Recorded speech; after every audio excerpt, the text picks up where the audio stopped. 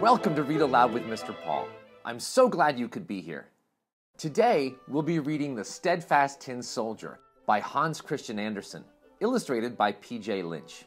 Here's our title page, The Steadfast Tin Soldier, newly translated from the Danish by Naomi Lewis, illustrated by P.J. Lynch.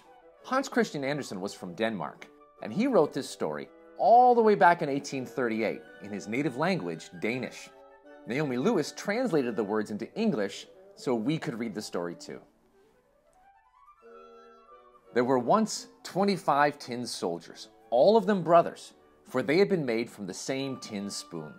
They shouldered muskets, stared straight ahead, and looked very handsome in their red and blue uniforms. "Tin soldiers!" were the very first words they heard in this world when the lid of their box was taken off. A little boy had shouted those words and clapped his hands happily. He'd been given the soldiers as a birthday present. He immediately set them up all in a row on the table. Each soldier was exactly like the next, except for one that only had a single leg. He was the last to be molded, and there wasn't enough tin left.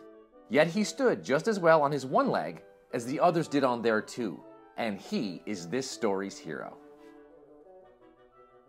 On the table where they stood were many other toys, but the one everyone noticed first was a magnificent paper castle. Through its little windows, you could see right into the rooms. In front of it, tiny trees were arranged around a piece of mirrored glass that was meant to look like a lake. Swans made of wax seemed to float on its surface, gazing at their white reflections. The whole scene was enchanting, but the prettiest thing of all was a girl who stood in the open doorway. She too was cut out of paper, but her gauzy skirt was of the finest muslin. A narrow blue ribbon crossed over her shoulder like a scarf and was held by a shining sequin almost as large as her face. This charming little lady held her arms stretched out, for she was a dancer. Indeed, one of her legs was raised so high in the air that the tin soldier could not see it at all, and he thought that she had only one leg like himself. She would be the perfect wife for me, he thought. But she is so grand. She lives in a castle, and I have only a box, and there are 25 of us in that. There certainly isn't room for her. Still, I can try and make her acquaintance. So he lay down behind a snuff box that was on the table. From there, he could easily watch the little paper dancer, who continued to stand on one leg without losing her balance. When evening came, all the other tin soldiers were put in their box, and the children went to bed. Then the toys began to play games of their own. They visited each other, and pretended to go to school, and staged battles, and went to parties. The tin soldiers rattled in their box, for they wanted to join in, but they couldn't get the lid off. The nutcrackers turned somersaults, and the chalk squeaked on the chalkboard. There was so much noise that the canary woke up and took part in the playing and chattering. What's more, he spoke in verse. The only two who didn't move were the tin soldier and the little dancer. She continued to stand on the point of her toe with her arms held out. He stood just as steadily on his single leg, and never once did he take his eyes off her. Then the clock struck 12. Crack! The snuff box lid flew open, and up hopped a little black goblin. There was no snuff in the box. It was a kind of trick, a jack-in-the-box. "Tin soldier!" screeched the goblin. "Keep your eyes to yourself!" But the tin soldier pretended not to hear. "All right, just you wait till tomorrow," said the goblin. When morning came and the children were up again, the tin soldier was placed on the windowsill.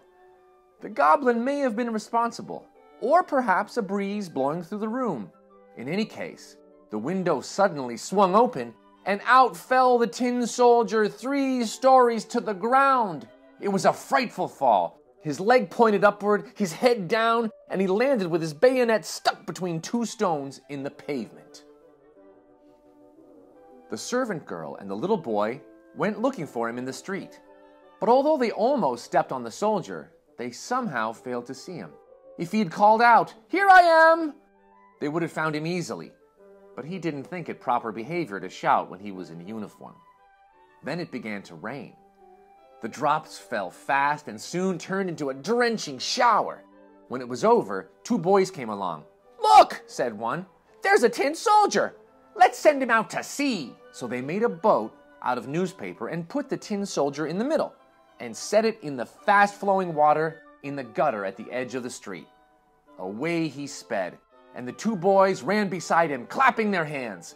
What waves there were in that gutter stream! What rolling tides! It had really poured down. The paper boat tossed up and down, sometimes spinning around and around until the soldier felt quite dizzy. But he remained as steadfast as ever, not moving a muscle, still looking straight ahead, still shouldering his musket.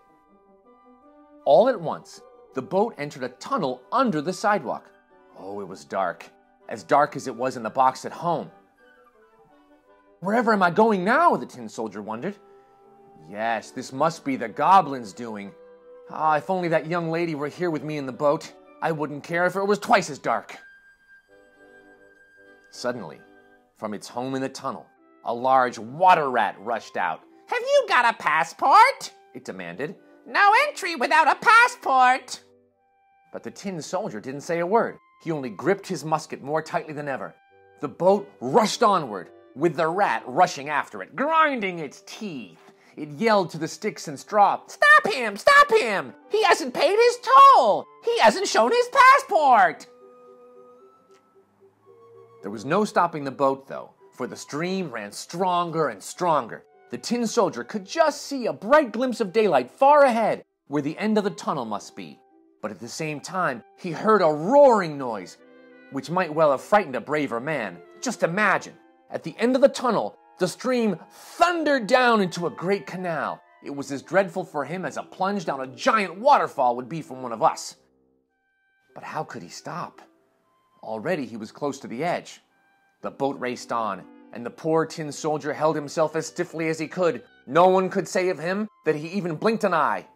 Suddenly, the little vessel whirled around 3 or 4 times and filled with water right to the brim. What could it do but sink?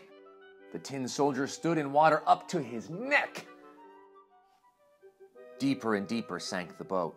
Softer and softer grew the paper, until at last the water closed over the soldier's head. He thought of the lovely little dancer, whom he would never see again, and in his ears rang the words of a song. "Onward, onward, warrior brave, fear not danger, nor the grave." Then the paper boat collapsed entirely. The tin soldier fell out and was promptly swallowed by a fish. Oh, how dark it was in the fish's stomach. It was even worse than the tunnel, and much more cramped. But the tin soldier's courage remained unchanged.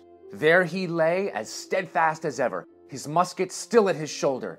The fish thrashed wildly about, twisted and turned, and then became still.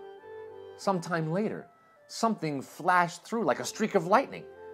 Then all around was cheerful daylight, and a voice cried out, "The tin soldier!" The fish had been caught, taken to market, sold, and carried into the kitchen, where the cook had cut it open with a large knife.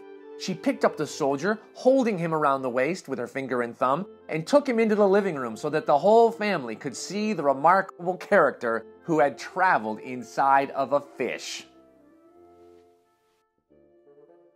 But the tin soldier was not at all proud. They stood him up on the table, and there, well, the world is full of wonders. He saw that he was in the very same room where his adventures had started. There were the very same children and the very same toys, and there was the fine paper castle with the graceful little dancer at the door. She was still poised on one leg, with the other raised high in the air. She was steadfast too. The tin soldier was deeply moved. He would have liked to weep tin tears, but that would not have been soldierly behavior. He looked at her, and she looked at him, but not a word passed between them. And then a strange thing happened. One of the little boys picked up the tin soldier and threw him into the stove. He had no reason for doing this. It must have been the snuff-box goblin's fault. The tin soldier stood framed in a blaze of light. The heat was intense, but whether the heat came from the fire or his burning love, he could not tell. and his bright colors were now gone. But whether they had been washed away by his journey or by his grief, none could say. He looked at the pretty little dancer, and she looked at him. He felt that he was melting away, but still he stood steadfast, shouldering his musket. Suddenly the door flew open, a gust of air caught the little paper girl, and she flew like a sylph right into the stove, straight to the waiting tin soldier. There she flashed into flame and vanished.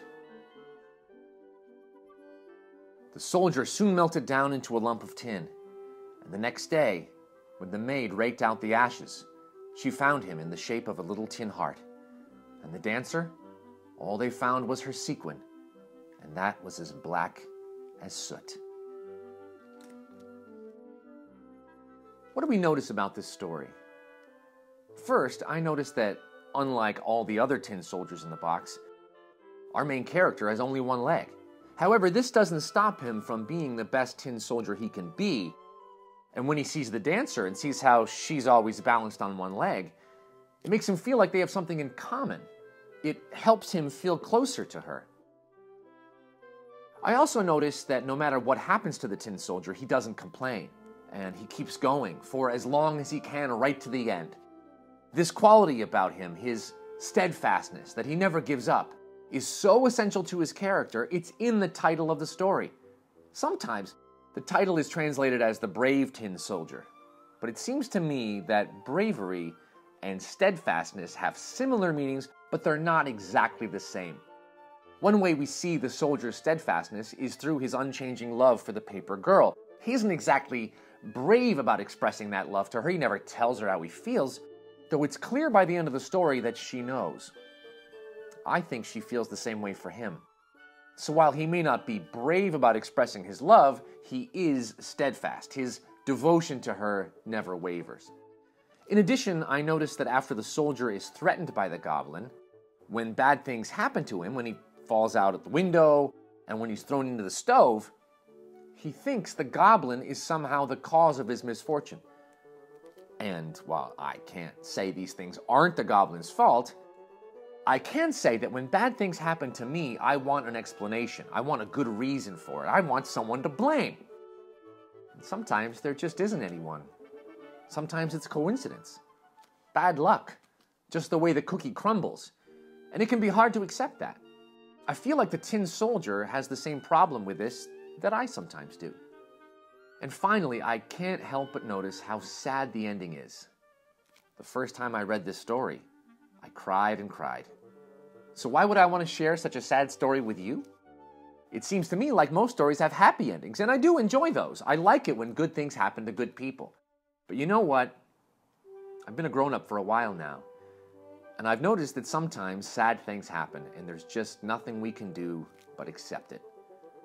So it seems to me that stories with sad endings can be good too, because they help us get ready for the sad things that will someday happen in our own lives. And when these sad things do happen, maybe we can be steadfast too, just like the tin soldier and the paper girl he loved so much. Thank you so much for joining me for Read Aloud with Mr. Paul. Until next time, discover the wonder in a book. Pick one up. Take a look. If you enjoyed this Read Aloud with Mr. Paul, please like, subscribe, and share this video with your friends. Thanks again.